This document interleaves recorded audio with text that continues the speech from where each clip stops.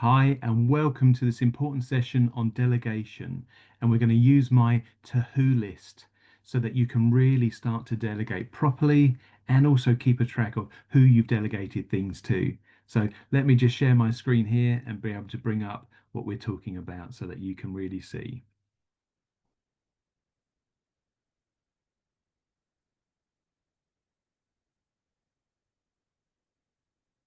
Okay, so your to-who list is very similar to a to-do list.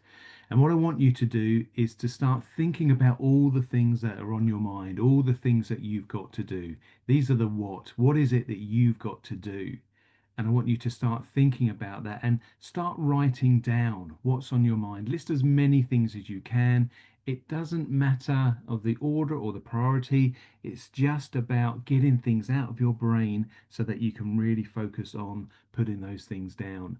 We're not good at keeping things in our short-term memory. Have you ever done this where you've thought of something and then 2 seconds later you've forgotten what it was that you were thinking about?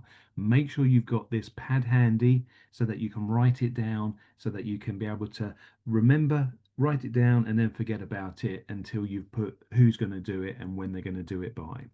This is going to help you to reduce your stress levels. If you can write down the desired outcome of what done looks like, as Brené Brown would say, think about how the other person is going to hear what you're saying.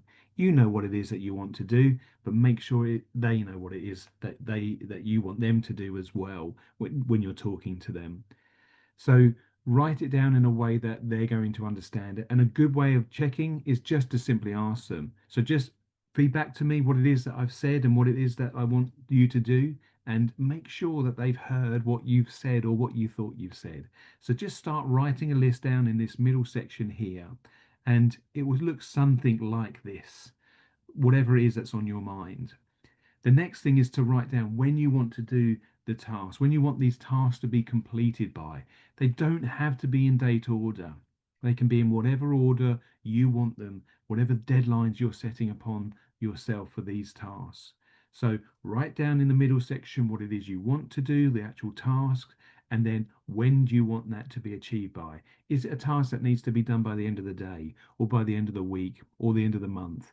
Is it a task that's going to take longer, and it's going to be by the end of the quarter or even by the end of the year? Write those things down and put a date by it. That gives you a deadline, that gives you something to aim for. Make sure you're telling that person at least the date you've put down, or even better, a bit before that. It could be the day before that. If you want it by the end of the day, tell them that you want it by 2 o'clock rather than by 5 o'clock. At least you can then check up on them at 2 or 2:30 to be able to see whether they've done the task. You've then got time to prepare it and do whatever else you need to do and check on it and amend it if it's not right, or go back to them and help them to amend it would be even better.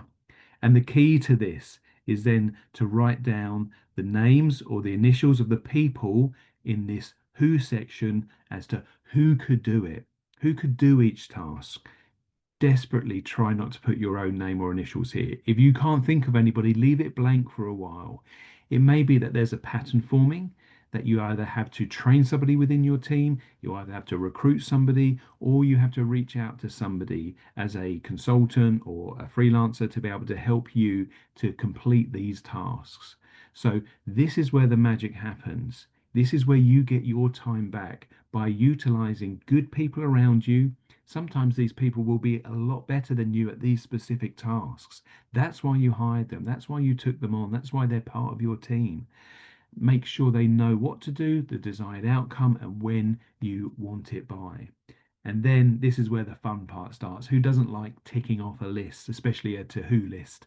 So once those tasks have been done, you can tick them off. Now you can see on here, I've got some sections that have a tick started but hasn't been fully completed.